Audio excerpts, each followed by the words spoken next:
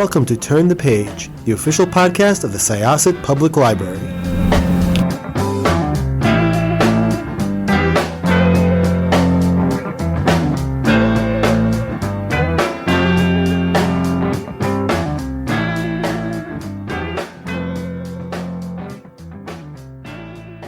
Welcome to Syosset Library's Turn the Page podcast. My name is Jessica. I will be your host today, and I'm very much looking forward to chatting with our guests today.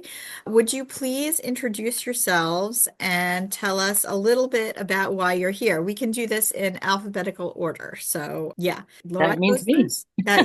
Yes, go for it. I'm like doing the alphabet in my head. Hi, I'm Nikki Jardin. I'm the publisher of Mirador magazine. We got started with this back in 2017, wanting to create a leisure-oriented magazine for my aunt and for others who are experiencing cognitive change, such as dementia and other cognitive issues. My name's Laurette Klier. I'm the creator of Nana's Books. It is a series of adaptive literature, art, poetry, all of the different things that people know and love that are familiar and that really speak to their brain change in a way that is dignified and is very, very supportive of their trajectory as a reader. And honestly, to give them back that narrative and to help them with storytelling and to help them to connect with the world around them. And I was inspired by my mother-in-law, Mary, who lived with Lewy body dementia and was an avid reader herself and didn't have any dignifying, supportive, joyful materials around her. Everything was pretty much piecemeal and kind of cast off. So what I wanted to do was create something very intentional and little by little put together Nana's Books. And I'm happy to be here. I think that it's all very important stuff. Unfortunately, it was a very short decline, but I watched my dad in decline, and he would have been the first person to tell you he's not a reader. But that was my dad. But you do see the change in just the ability to comprehend and just these cognitive abilities with people who are bright and sharp, and it's still in there. It's just behind this cloud, and it's frustrating for them because it's just like they know that they're in there, but it's all stuck. So having material to give to people where they can sort of come back to themselves or glean things, it's really, really important. So when about did you two kind of start working together? And can you tell us a little bit individually about how you curate what goes into your magazines and that type of thing? Like, yeah, when did you start working together? And Nikki, you want to go first again? Okay, so the question was, how do we, how did you begin to work it? How did you guys connect? Together? Yeah. So I found Lori on LinkedIn, actually. I had noticed that she was a winner of a Moz Award for Excellence in Dementia Care. And I was like, oh, here's a person that's actually doing something similar to me. There are so few people in this space that are doing adaptive text, intentionally done. Laurette's Nana's books are so beautifully rendered and so conscientious. I was like, oh, I really want to get to know this person. And so this is probably a couple of years ago now, we set up a Zoom call and had a chat, and it's like, oh yeah, this is somebody that is doing this work in a really great way. And it surprised me when I started working on Mirador how few adaptive text publications are even out there. Like I said, I started working on this in late 2016, early 2017. And, even still, here we are in 2025, and there's still only a handful of people, and not even that many that are doing that sort of work. You mentioned your father, and it is really important, even for people who aren't readers, to have adaptive text materials available to them. I don't think we realize how much we actually read to interact with the world, whether it be signage at our restaurants, signage out in the world, reading headlines off of paper. There's a lot of the world that can get erased from us very quickly if we don't have adaptive reading materials available to us. It's a skill that has been scientifically proven not to go away. We learn it at a young age. There might be some, some aphasia, there's some dyslexia with a cognitive change, and just the ability to retain language, but the actual physical knowledge of reading doesn't really leave us. So it's important to have these sorts of materials available. So yeah, you asked again really quickly just how we curate the magazine. The magazine for myself is really just we wanted to make our magazine something that are very engaging on lots of different levels. And so each of our magazines are themed. We kind of stray a little bit from those themes sometimes. We try to stay within the boundaries. And so we're really interested in providing material that lifelong readers and lifelong learners can engage with. So we do a lot of nature and history and art and science, things that people can really tuck into as they find that they are interested in these topics or something that they would like to learn about. So that's sort of how we go about that. And yourself, Laurette? Really what happened with me was my mother-in-law was an avid reader of the daily newspaper, and she really enjoyed the Boston Globe in the morning and the Patriot Ledger. She lived in Massachusetts in the afternoon. In addition to which, excuse me, she was a really big library patron. She loved her library and got her large print fiction and her Mary Higgins Clark, and she read a lot of things that wouldn't have been necessarily for me, but I love the fact that she would really dip into the large print section there. And she really made the library, it was an outing for her, and she loved that. And I really felt her despondence and her dispiritedness when that was no longer a part of her life. She had a high school education. She really was, had raised 6 children, was really looking for more and was intellectually curious. As Nikki was saying, people are learning and living and loving across the lifespan.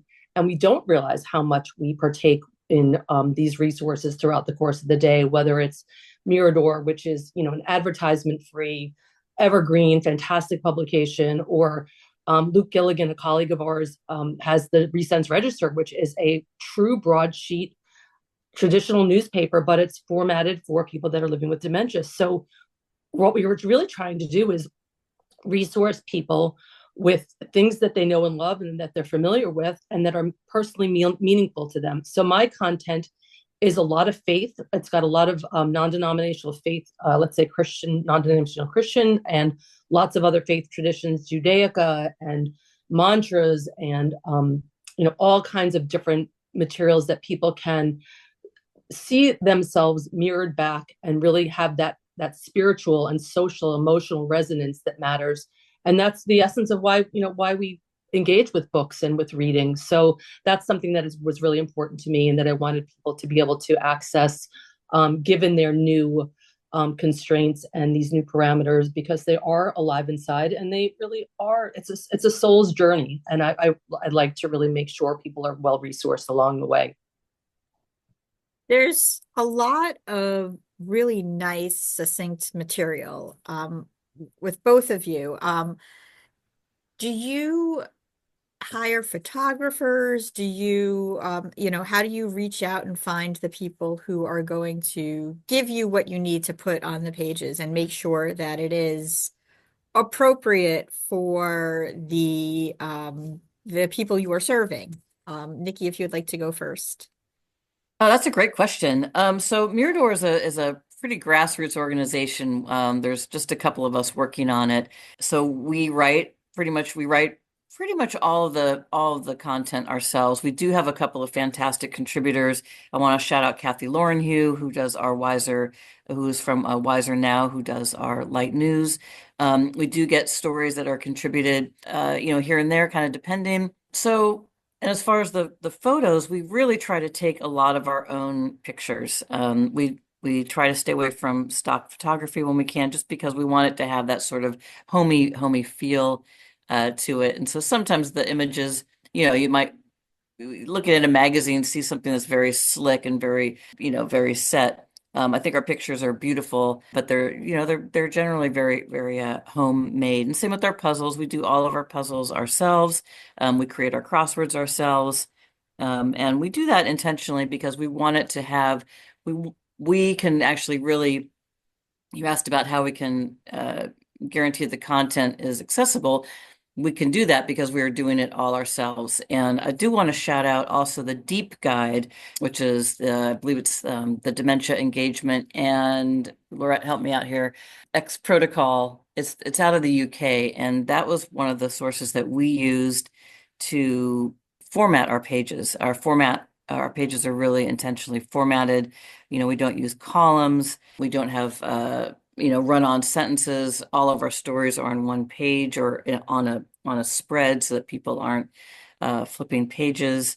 And we tend to use photographs instead of illustrations because photographs are a lot easier to access for people with a changing brain than illustrations are. And so that is some of the ways that we organize our pages in a way that they are easier to read. And I know that Laurette also has done so much work in curating her gorgeous publication. So I'll let her talk about that. So my perspective, meaning the aesthetic and things, I think that follows you through life. So the things that you love so much that are touchstones or talismans for you along the way and that you find beautiful, that is something that I lean into heavily. And because our long-term memory is so much stronger throughout life than our short-term memory, I like to really lean into the public domain and really, really resonant images of the cycle of life. So whether it's, bringing home baby, first loves, our military service, anything that has to do with our personal histories, those are the types of images that I really like to bring in and make sure that people can reconnect with those. And each of my books is very thematic. So if you're looking at, let's say, a book of Psalms for veterans or a book of poetry, patriotic poetry, or any of those, I'm using that as an example of like a genre that I lean into, it's so that that person can have that interlude and that visit with another person and somebody that's sitting side by side with them, or somebody that they're having, let's say, a Zoom call, they're doing a virtual visit.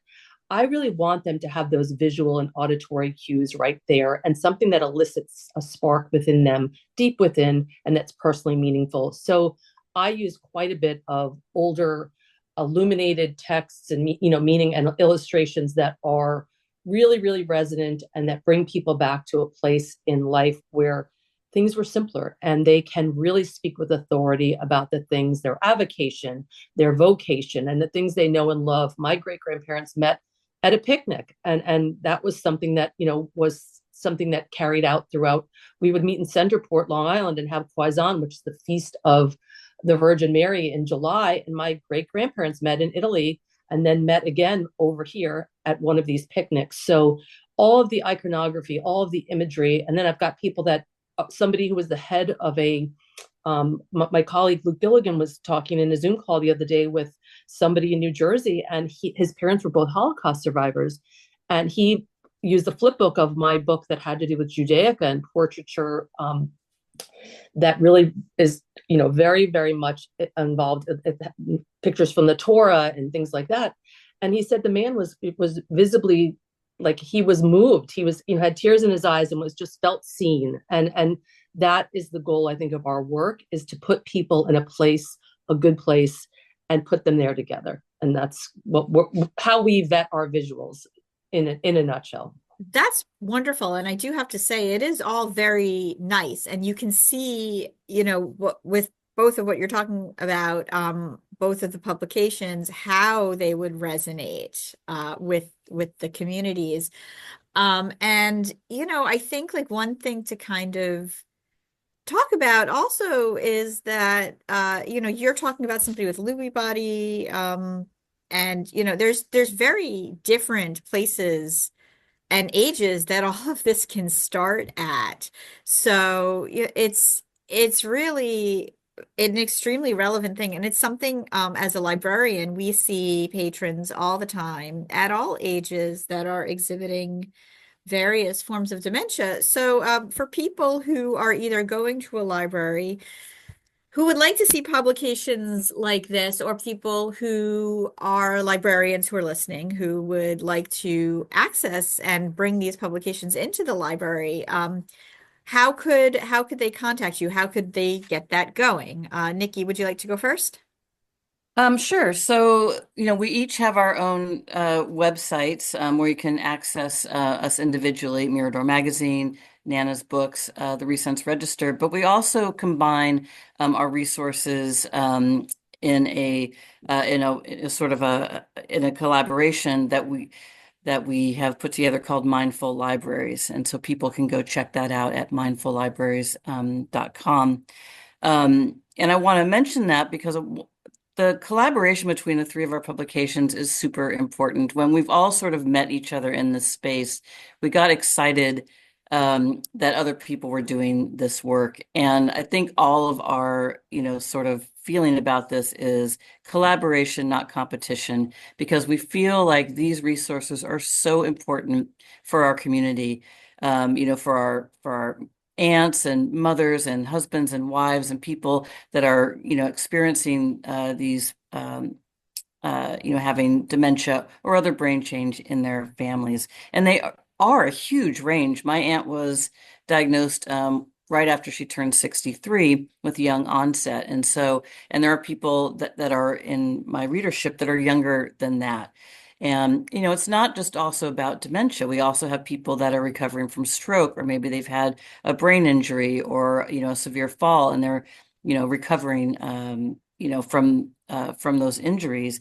And so having resources that people can use therapeutically as reading tools is also really important. So I wanted to shout that out. And libraries are such an important part of our community, and people are seeking out these things at our libraries. And so and libraries are such a great place to have these resources all sort of in one place. And I know a lot of libraries that do. They have dementia-friendly reading sections, and those are growing. Like the ask for those is growing because people need them.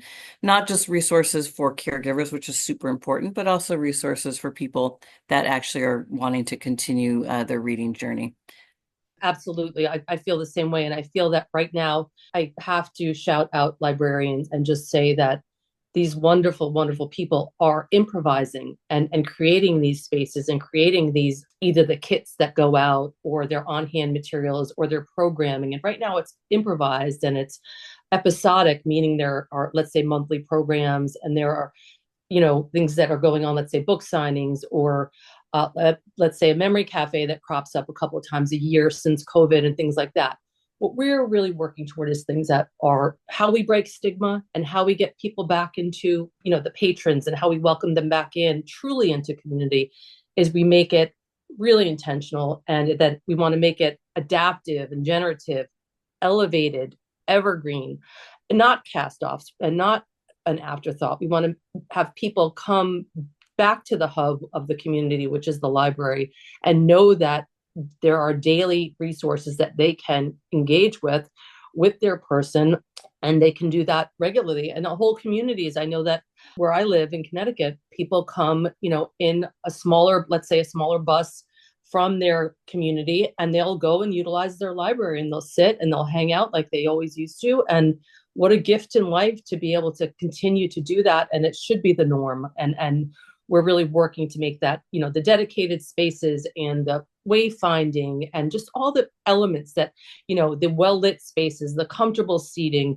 have the proximity to the restrooms, or the proximity to the entrance. And so people can do this, the entrance and exit in a, in an elegant and dignified, a well thought out manner. So we're really hoping that we are part of this evolution and this revolution to give people in, as Nikki was saying, that are having neurocognitive challenges and their care partners, give them these wonderful resources. And there is a smattering of others out there, and we want to, engage them as well and encourage them as well, because the more we can give people, there are so many things that appeal to us. You don't just read the New Yorker or the Long Island, Newsday, or, you read a variety of different things in the course of your day. You take in a variety of publications, and we underestimate that. And don't forget, even if you're aging in place, all of the books and materials in your home that you engage with may not be something that you can engage with anymore. So adaptive publications and things that are accessible help people to stay engaged and to find success, feel good about themselves, and remain part of the community. So kudos to libraries. Thank you so much. And I do want to say, just in general, what you hit on is a lot of what we see here at libraries. People come to us first, almost like when something, when they are disoriented, even if it's not something involving medical, if they receive bad news, if something happens, even if they don't come to look for a book, people seem to come to a library because it is almost like a focal point or a beacon or a lighthouse, like the Mirador logo that I see in front of me, Nikki, because it's a space that is in the community and is for everybody. So, we do see, like, sometimes people will come in and they'll just say, I'm so sorry, like I just lost my spouse, and like this thing just happened. And I'm not saying for just bad things, but when somebody almost wants a comfort, the library is a place where people will go. So because dementia hits so many people, and this is also for caregivers, you mentioned caregivers as well, it does make sense to have more of these spaces and more of these materials in a library.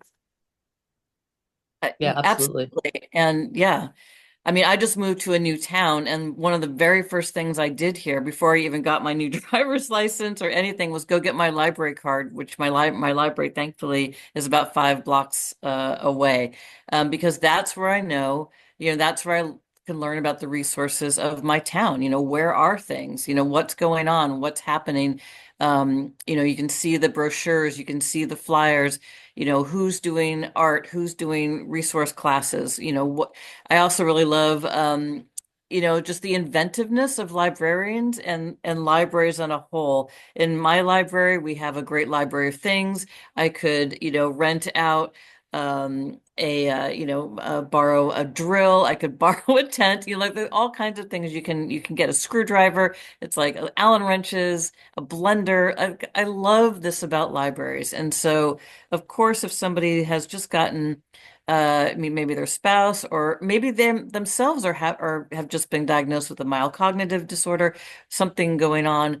Where are they going to go? They're going to go to the library because honestly, in some cases, the medical community is not there to always support with these sorts of things, and so the library is going to have the most recent and the most informative materials available for those folks. And so, yeah, I've always held a library card in every town I've ever lived in. I still remember I got my very first library card in San Francisco at the Anza Library. Like they are important. They are touchstones for our community. And so it's an important, so having, these sorts of reading materials and just all the other information available is vital. So you mentioned something that I wanted to ask. What has the reception to both of your publications and your work been from the medical community and just the community serving dementia to begin with? I mean, what we're experiencing, I think, when we're out and about, I think I speak for myself, Nikki, and for Luke of the Resent Register, people are like, where have you been, and how do I find you? And I had no idea this existed, and I love this. I was at a New Year's Day party in my community, right up the street, and a woman who is a neuroscientist and a neurosurgeon was there, and she said, I love what you're doing. I had no idea they work a lot with the VA and with veterans. And she said, what's happening now, and she's speaking from the position of an MD herself, is that, and I see what's happening and I want to see it stop, is that people are being diagnosed. She said her clinic is in Phoenix, Arizona. They're diagnosed and adios. And I thought, wow, what a feeling. And she said that, yeah, people get a diagnosis and then they just don't know what's next. So whereas in the UK, there's social prescribing and, you receive a connection with a link worker and someone that you meet with. It's a social visit, and you work with cognition and a variety of different things, and to check your home for safety and so forth. But you meet 14 times for 1 hour, and there are activities that you do, and it keeps people socially involved, and it's kind of that little bit of a safety net when you're first diagnosed, particularly if you don't have family or people that live nearby you. And it's kind of to give you that extension of that community and that support in those initial 14 weeks. And that's something through their national health. It's so vital that we provide people beyond their diagnosis with services and with resources, and point them in the good directions and let them know, because we're experiencing it right now. Nikki and I have been to different shows, libraries. We just recently went to a library show in Maine, and we've been to shows that have to do with recreation therapy and all kinds of different experiences. And everyone across the board says, this is magnificent stuff. Where can I find you all? So we are grassroots, and we're also just poking through the surface, and we're just this whole beautiful collaboration is unfurling and just evolving little by little. So that's why we're trying to spread the word in any way we can and let people know that we're here, and we'd love to talk with you and to help you resource your community. Thank you so much. This was absolutely wonderful. And I think this is all very important stuff. I appreciate both of you coming on to chat with me. So once again, if somebody wants to find you both and find your materials, I know you mentioned Mindful Libraries, but also individually, where can they begin their journey? With Mirador Magazine, people can go to miradormagazine.com. And then, yeah. And then for Nana's Books, nanasbookseries.com. And then for Mindful Libraries, as we said, mindfullibraries.com. And I want people to understand, it's also news to us, but it's been wonderful. There are American Library Association ALA grants for rural and small libraries. And we have a program so that people can check us out, get these resources for their libraries through these ALA grants. Our colleague Luke Gilligan at the Resense Register. I believe it's, Nikki, is it the resenseregister.com? I believe so. I'm just going to double check it really quick. Resenseregister.com. And you can find it also through mindfullibraries.com. And Luke can help walk you through the process of looking into an ALA grant for your rural and small library. It's actually helloresense.com.